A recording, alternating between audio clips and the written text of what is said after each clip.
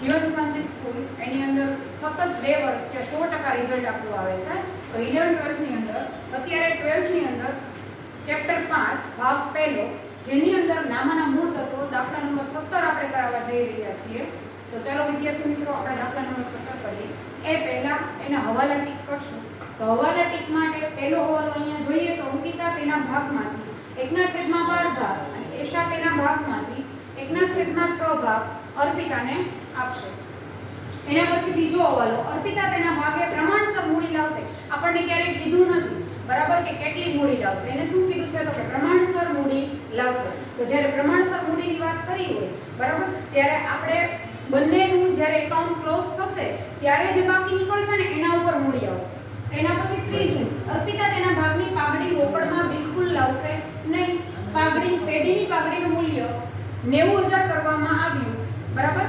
પેઢીની પાઘડીનું મૂલ્ય કેટલું કરવામાં આવ્યું તો કે 90,000. એના પછી અહીંયા આપણે જોઈ શકીએ ચોથો હવાલો કાયમી મિલકત ઉપર 10% ઘસારાને પાત્ર છે અને પાંચમો હવાલો બધા દેવાદારો સદ્ધર છે. તો ચોથો ને પાંચમો જે હવાલો છે એ અહીંયા ટીક થશે. કેમાં ટીક થશે તો કે યંત્ર અને ફર્નિચર ઉપર. યંત્ર અને ફર્નિચર ઉપર હવાલા નંબર કેટલા ટીક થશે તો આપણે જોઈ શકીએ છીએ હવાલા નંબર 4 એની અંદર કાયમી મિલકત લખી છે. કાયમી મિલકતમાં કઈ કઈ વસ્તુઓ આવે તો કે જમીન મકાન આવે, ફર્નિચર આવે બરાબર. અહીંયા આપણી પાસે શું છે યંત્ર છે, ફર્નિચર છે, બંને ઉપર આપણે ટીક કરશું. એના પછી દેવાદારો ઉપર પાંચમો હવાલો બધા જ દેવાદારો સદ્ધર છે. ધેટ મીન્સ હવે બધા દેવાદારો સદ્ધર છે તો દેવાદારો છે 40,000 બરાબર. સદ્ધર છે એટલે ગાલખાત અનામત હવે આપણે ગણવાનું નથી. આપણા માટે શું કહેવાય હવે ગાલખાત અનામત આપણા માટે હવે નફો થઈ ગયો કહેવાય. એના પછી છઠ્ઠો હવાલો વીમા પ્રીમિયમના ચૂકવેલ 12,000 એમાંથી 2400 આવતા વર્ષે લઈ જવાના. આવતા વર્ષે ધેટ મીન્સ અગાઉથી ચૂકવેલ બરાબર. અગાઉથી ચૂકવેલ આપણા માટે શું થાય તો કે લાભ કહેવાય બરાબર ને. આપણી મિલકત વધે એટલે એ ત્યાં આવશે. અહીંયા માત્ર આપણે હવાલા ટીક કરી લીધા. હવે અહીંયા પહેલો હવાલો તમે અહીંયા આપણે સોલ્વ કરશું ગણતરી વિભાગની અંદર. અહીંયા લખશું બરાબર ગણતરી વિભાગ. તમે જોઈ શકો છો પહેલા હવાલાની અંદર આપણને ક્યાંય જૂનું પ્રમાણ આપ્યું તો કે હા 2:1. નવું પ્રમાણ આપણને આપેલું નથી પણ અહીંયા હિન્ટ જરૂર રાખી જેથી કરીને તમારે ક્યાંનું પ્રમાણ શોધવું ન પડે. શું કીધું છે તો કે અંકિતા તેના ભાગમાંથી 1/12 એટલે એ પોતાના ભાગમાંથી જ આપે છે એટલે પોતે શું કરે કહેવાય ત્યાગ કરે કહેવાય અંકિતા. તો એશા એશાને કેટલા આપશે તો કે એશા કેટલા આપશે તો કે એશા તેના ભાગમાંથી 1/6 કેટલા આપે 6. આ બંને અર્પિતાને આપે છે પણ તમે અહીંયા જોઈ શકો છો અહીંયા છેદ સરખો છે નહીં તો મારે શું કરવું પડે છેદ સરખો કરવો પડે. અહીંયા 12 છે અહીંયા 6 છે. 6 ને કેટલા એટલે ગુણ્યા તો 12 થાય. 6 દુ 12 તો નીચે 2 વડે તો ઉપર પણ 2 વડે બરાબર. અહીંયા 1/12 અહીંયા 2 * 2 6 દુ 12 એટલે પ્રમાણ કયું આવે ત્યાગનું 1/2. આ કયું પ્રમાણ બને છે ત્યાગનું. અહીંયા તમારું સૂત્રની જરૂર નહીં પડે. જૂનું -9 એની હિન્ટ આપેલી છે બરાબર. એની હિન્ટ આપેલી છે બરાબર એટલે આપણે જરૂર પડે એમ છે. એના પછી આ બંને ત્યાગ કરે છે તો એનો મીનિંગ એવો કે કોણ છે નવું આવનાર અર્પિતા. તો અર્પિતા શું કરતી હશે ઈ બંનેનો ત્યાગ મેળવતી હશે બરાબર. એટલે ઈ એટલો ભાગ લઈને આવે ધેટ મીન્સ એવો થાય. તો અહીંયા લખશું અર્પિતા. અર્પિતા કેટલા લઈને આવે છે ક્યારે વિદ્યાર્થી મિત્રો અહીંયા છેદ ઉડાડવાની કોશિશ ન કરતા નહીં તો ક્યારે દાખલાનો આન્સર નહીં આવે. આપણે છેદ સરખો કરીને જ વાત કરી છે તો સરખો કરીને જ મેચ કરશું એટલે 1/12 પ્લસ 2/12 છેદ સરખો છે એટલે 2 ને 1 કેટલા થાય 3/12. અહીંયા છેદ ઉડાડીને આપણે કરી શકીએ તો છેદ કેવી રીતે ઉડે તો કે 3 ચોક 12 ઉપર કેટલા આવે કાઈ ન હોય એટલે 1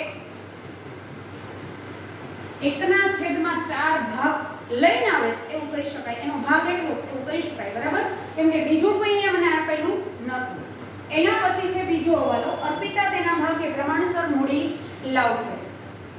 અર્પિતા તેના ભાગે પ્રમાણસર મૂડી લાવશે. એ પછી લાસ્ટમાં મેં કરશું. એના પછી ત્રીજો વાલો, અર્પિતા તેના ભાગની પાઘડી રોકડમાં લાવશે.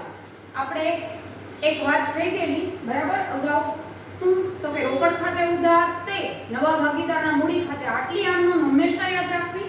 પેલી રોકડ ખાતે ઉધાર, તમને એમ થશે કે અહીંયા અર્પિતાની મૂડી આપેલી નથી તો મેડમ કેમ લખાવો છો, તો કે લાસ્ટની અંદર જ્યારે આપણે જોશું ત્યારે અહીંયા લખશું એની મૂડી અને ત્યારે રહી ન જાય એન્ટ્રી, એટલા માટે હું પેલા આમ લખાવી દઉં છું જેથી તમને યાદ રહે. અર્પિતાની મૂડી ખાતે અત્યારે રકમ નથી લખવી. બીજી આમ નોંધ કઈ આવે તો કે રોકડ ખાતે ઉધાર તે પાઘડીના પ્રીમિયમ ખાતે.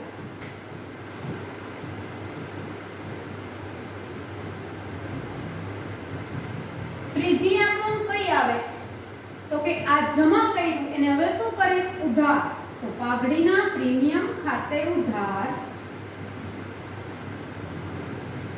તે કોના કોના ખાતે આવે, જે ભાગીદાર અત્યાર સુધી છે એ ત્યાગ કરે છે એટલે એ બંનેના ખાતે રકમ જાય તો જમા. કઈ કઈ વ્યક્તિ હતી તો કે અંકિતા અને એશા, તો લખીશ તે અંકિતાના મૂડી ખાતે અને તે એશાના મૂડી ખાતે. એકનો જવાબ માઈનસમાં હોય તો એ લાભ કરતી હોય ત્યારે નેક્સ્ટ હજી એક વિડિયો તમને બતાવીશ બરાબર, એની અંદર આવશે ત્યારે હું તમને કહીશ કે તો એ ઉધાર થાય લાભ કરતી હોય તો. અત્યારે એની બંનેની ખાતામાંથી રકમ જાય તો જમા થશે. હવે પાઘડી કેટલી લાવે છે પહેલા આપણે આમ નોંધ આ જોઈ જ લેવાની કામ જ આવે. That's it. જો રોકડમાં લાવતી હોય તો, જો રોકડમાં પાઘડી ન લાવતી હોય તો શું કરવાનું એનો પણ વિડિયો તમને બતાવીશ બરાબર. અત્યારે આપણે અહીંયા જોઈએ પાઘડી કુલ કેટલી છે, કેમ ખબર પડે કુલ પાઘડી છે કે વ્યક્તિની છે, તો અહીંયા આપેલું છે અર્પિતા તેના ભાગની પાઘડી રોકડમાં લાવશે, બટ પાઘડીનું મૂલ્યાંકન કોની પાઘડી છે સ્પષ્ટ લખ્યું છે, પેઢીની પાઘડી. જ્યારે પેઢીની પાઘડી શબ્દ હોય ત્યારે એનો મીનિંગ એવો બધાયની સંયુક્ત આપેલી છે. તો બધાની આપેલી હોય ત્યારે મારે કોની પાઘડી ગોતવાની, 9 આવે એની. 9 કોણ આવે છે તો કે મેડમ અહીં ચોખ્ખું લખ્યું છે અર્પિતા આવે છે, તો અહીં લખીશ પાઘડી બરાબર 90,000. એમાંથી અર્પિતાની પાઘડી કેટલી તો કે અર્પિતાની પાઘડી બરાબર 90,000 ગુણ્યા એનો ભાગ કેટલો હતો આપણે અહીં જોયો 1/4. તમને એમ થાય કે મેડમ છેદ નથી ઉડતા, 3/12 રાખીએ, કદાચ મગજમાંથી વયું જાય તો ચાલો 3/12 કરો એ જ આન્સર આવશે. અહીંયા 90,000 ગુણ્યા 1/4 કેટલા આવશે તો કે 90,000 ભાગ્યા 4 કરો એટલે જોઈ શકાય 22,500 આવે છે. તો અહીં લખશું 22,500. આ કોની વાત થઈ, અર્પિતાની. અહીંયા લખીશ રોકડ લાવે છે તો 22,500 બરાબર. ઈની રકમ અહીંયા 22,500 પણ કયા પ્રમાણમાં વેચવાની, ત્યાગનું પ્રમાણ કયું છે તો કે 1/2. 1/2 એટલે 1/3, બીજાને 2/3. તો હવે આગળ આપણે જોઈએ તો 22,500 ને વેચીએ ત્યારે પહેલો વારો આવે અંકિતાનો, તો અંકિતાની પાઘડી અને બીજું આવે એશાને, તો એશાની પાઘડી. અંકિતાની પાઘડી 22,500 ગુણ્યા 1/3 અને આને 22,500 ગુણ્યા 2/3. કેટલા આવે છે 7,500 ને 15,000. આવી રીતે કંઈક આવે છે તો એ આપણે અહીં લખશું 7,500 અને 15,000. હવે આને આ રકમ આની નથી લખી, મેં તમને કીધું છેલ્લે લાસ્ટમાં આવશે ત્યારે લખશું. અને હંમેશા તમને એમ થાય કેમ તો કે આ રીતે આપણે લખેલું હોય ને વિચારેલું હોય ને તો આપણને ખ્યાલ રહે કે આટલી આમ નોંધ આવે ને આની એન્ટ્રી આવે. હવે આપણે દાખલા કરીએ એ પહેલા બાકી લખવાની બેની એ હું તમને કહી દઉં. રોકડ ખાતાની હંમેશા ઉધાર બાકી બાઆલા. કેમ રોકડની ઉધાર તો કે મિલકત દેણા સાઈડ હોય, મિલકત દેણા ઉધાર બાજુ કહેવાય એટલે ઉધાર બાકી 26,400. તો હું અહીં લખીશ 26,400 અને મૂડીની કઈ બાજુ આવે તો કઈ બાજુ દેખાય, મૂડી દેવા જમા બાજુ એટલે જમા બાકી લખીશ બાઆલા. બાકી આગળ લાવ્યા અંકિતાની 64,000 અને એશાની 32,000. હવે આપણે આપણે જે પાઘડીનો હવાલો સોલ્વ કર્યો છે એ તમે જોઈ શકો છો કે કેવી રીતે લખાય. તો કે રોકડ ખાતે ઉધાર લખ્યું, ખાસ ધ્યાન રાખજો ખાતા હોય ખતમણી ધોરણ 11 એ પણ અહીંયા લાગુ પડે જ છે. એટલું રોકડ ખાતે ઉધાર ત્યારે આપણે કરતા એમ જ કરવાનું, કીધું હોય એ જ બાજુ, કીધું હોય એ જ ખાતામાં નામ એનું ન આવે, બાકી બધું લખાય. રોકડ ખાતે ઉધાર તો કે હા રોકડ ખાતાની ઉધાર બાજુ લખીશ પેલા 22,500. એનું નામ નહીં તો કે નહીં, જમા હોય એનું નામ આવે. જમા હતું શું? પાઘડીના પ્રીમિયમ ખાતા. અને એના પછી નેક્સ્ટ જોઈ લઈએ શું હતું તો કે આ બંને ખાતે જમા. તમને એવો વિચાર આવે પાઘડી પ્રીમિયમ કેમ ન લે? કેમ કે એનું ખાતું બનાવું તો પેક થઈ જાય. જો અહીંયા જમા ને અહીંયા ઉધાર, બરાબર? ખાતું બંને બાજુ 22,500 થઈ જાય એટલે સોલ્વ. પણ આ બંને ખાતા કઈ બાજુ છે તો કે જમા છે, તો હું જમા બાજુ લખીશ અંકિતામાં 7,500, એસામાં 15,000. તો અંકિતામાં લખીશ જમા બાજુ, કીધું જમા બાજુ અહીંયા 15,000. પણ નામ એનું નહીં, નામ શું હતું ઉધારનું તો કે પાઘડીના પ્રીમિયમ. તો એ જ આવશે. That's it. હવે દાખલો હવે ચાલુ કરવાનો. ચાલુ કરીએ ત્યારે હંમેશા પેલા મૂડી દેવા બાજુ જોતી જવાની એક એક વસ્તુ. અંકિતાને એસા લખાઈ ગયું તો કે લખાઈ ગયું. અનામત ભંડોળ, બધા જ ભંડોળ વેચાય સિવાય એક કારીગર નફા ભાગ ભંડોળ. બરાબર? નફા ભાગ શબ્દ આવે પછી કામદાર હોય નફા ભાગ ભંડોળ તોય ભલે નફા ભાગ શબ્દ આવે એટલે એ ભંડોળ વેચાતું નથી. શું કામ? પેઢીનું દેવું છે એટલે મૂડી દેવા બાજુ જ લખાશે. પણ આ ભંડોળ વેચાશે. આ કઈ બાજુ છે? મૂડી દેવા. મૂડી દેવા એટલે કઈ બાજુ કહેવાય? જમા બાજુ. તો જમા બાજુ લખીશ કારીગર અનામત ભંડોળ જે હોય. અહીંયા ખાલી અનામત ભંડોળ આપ્યું તો અમે અનામત ભંડોળ કેટલા કેટલા છે? 16,800. એને આપણે જૂના પ્રમાણમાં, હવે ક્યાંય બીજું પ્રમાણ નહીં જોવાનું, જૂના પ્રમાણમાં વેચવાના. જૂનું પ્રમાણ છે 2:1. કેટલા કેટલા આવે? 2/3, 1/3. 11,200 અને 5600. બરાબર? આ વેચવું આપણે જૂના પ્રમાણમાં. એના પછી લેણદારોને દેવી ઊંડી હવાલો નથી, સેમ જ્યાં છે ત્યાં બેઠું લખવાનું.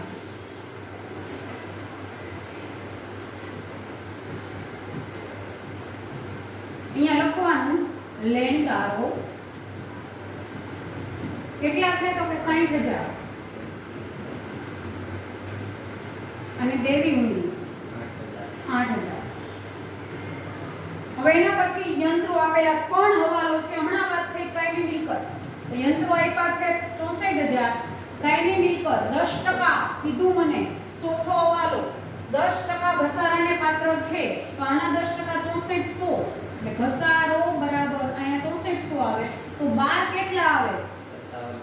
57,600. Very good. હવે યંત્ર માઈનસ થાય હંમેશા. માઈનસ તો સીધી અસર. આ કઈ બાજુ છે યાદ રાખજો. આમાં હંમેશા આને જમા બાજુ કહેવાય અને ઉધાર બાજુ. બાકા સવાય ઊંધું, બાકી બધા એમ સીધું. આ ઉધાર ને આ જમા. એટલે હમણાં બતાવું તમને. જો આમાં આ ઉધાર આ જમા. બરાબર? અત્યાર સુધી તમને ખ્યાલ જ હશે. પણ આમાં ઊંધું થાય આ જમા ને આ ઉધાર. બરાબર? મિલકત લેણા અહીંયા માઈનસ તો સીધી અસર. આ યાદ રાખજો. માઈનસ તો સીધી, પ્લસ તો ઊંધી. સીધી અસર. આની અસર બધી ક્યાં આવે તો કે પુનઃ મૂલ્યાંકનને લાગુ પડે. તો અહીં માઈનસ છે, સીધી અસર. હજી એકવાર માઈનસ તો સીધી અસર. અહીંયા કઈ બાજુ? ઉધાર. તો ત્યાં પણ ઉધાર જ આવે. તો લખીશ કેનો ઘસારો છે તો કે યંત્રનો. તો અહીંયા લખવાનું અને ઉધાર બાજુ અને જમા બાજુ. અહીંયા લખવાનું યંત્ર પર ઘસારા ખાતે.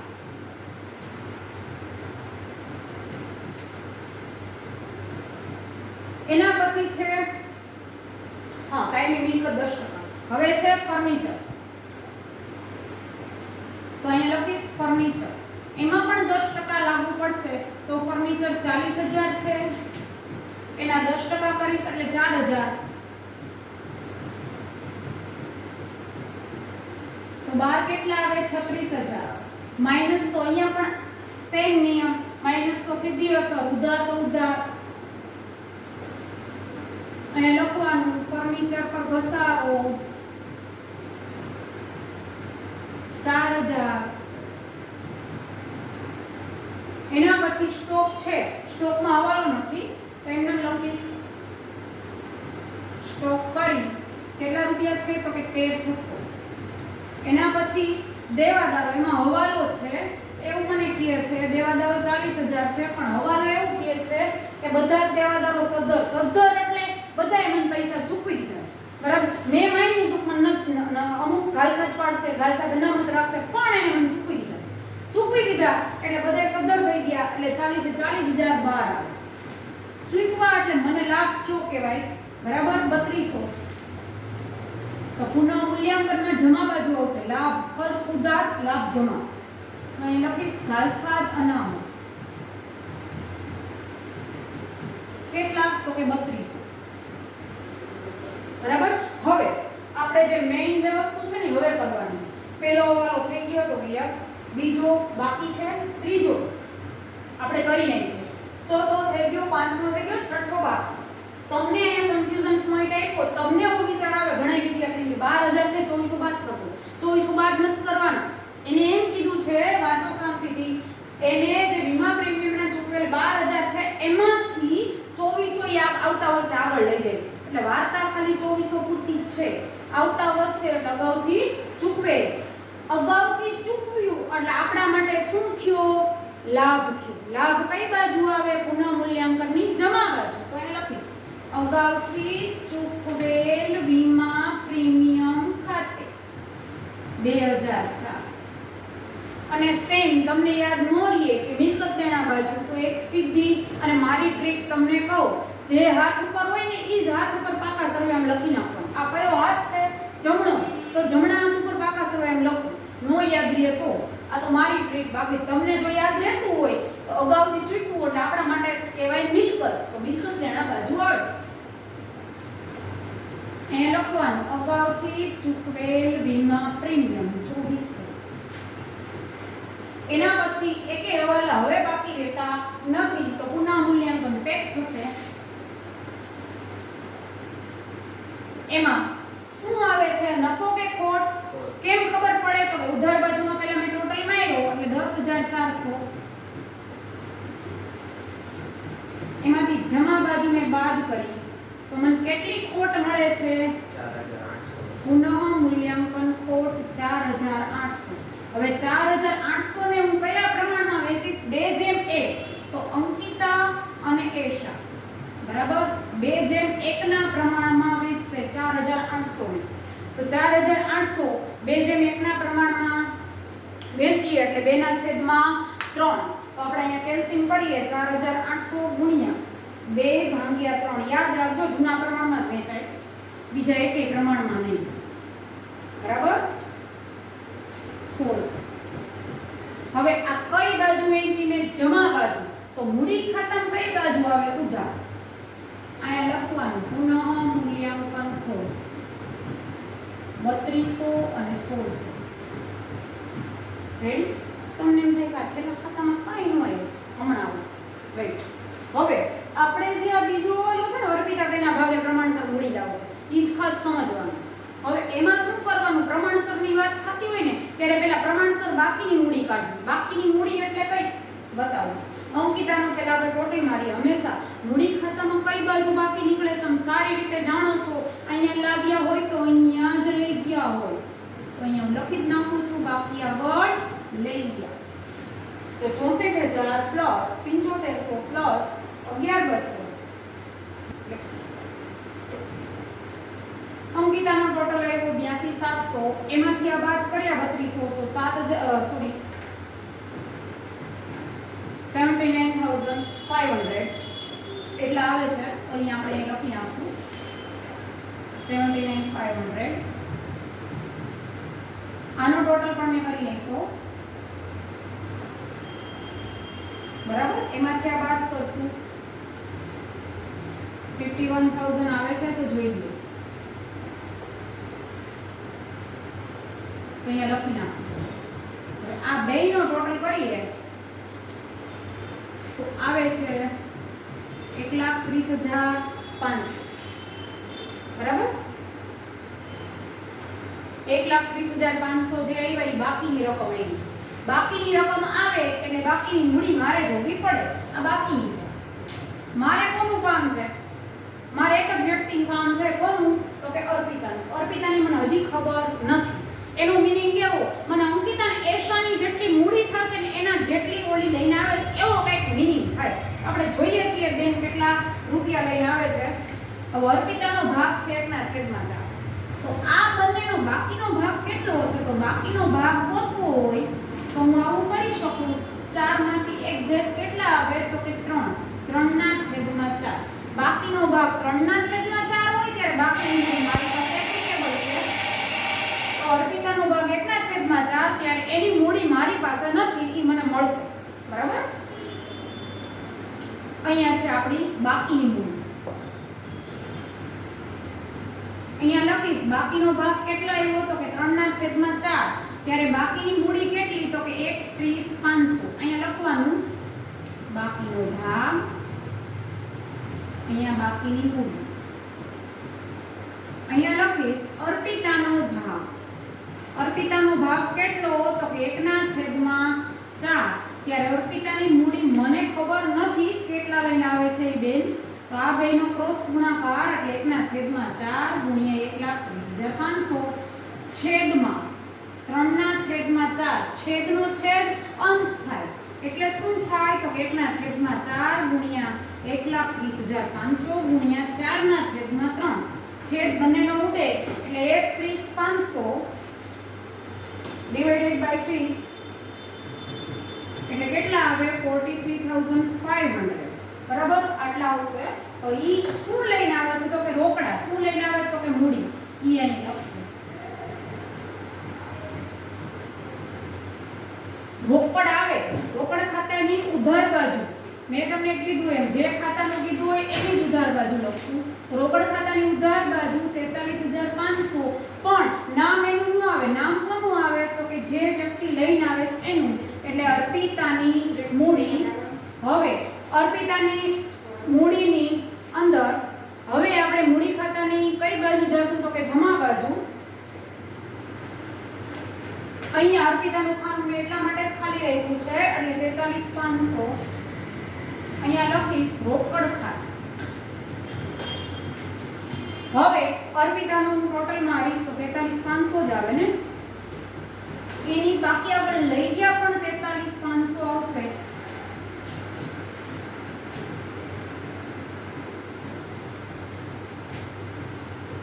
આ બાકી આગળ લઈ ગયા જે આવે છે બરાબર, ઈ આપણે 3 લખી નાખીશ.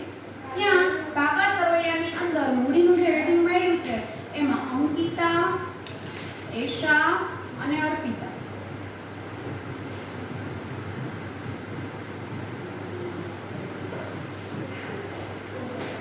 હવે આ ત્રણેયનું ટોટલ કરીશ તો કેટલા આવે છે જોઈ લઈએ આપણે.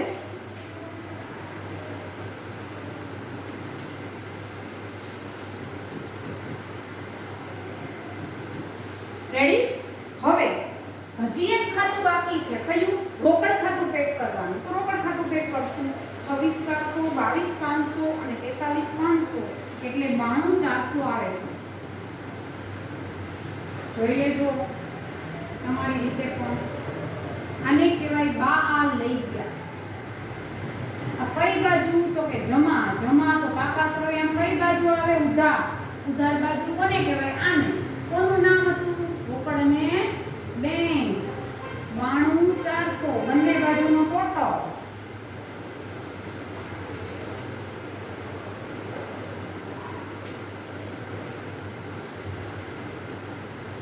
₹2,42,000 આવે છે.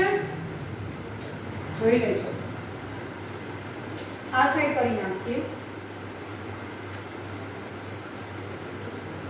રેડી. મારે તો આવી જઈશ, તમે જરાક ચેક કરી લેજો. Thank you so much.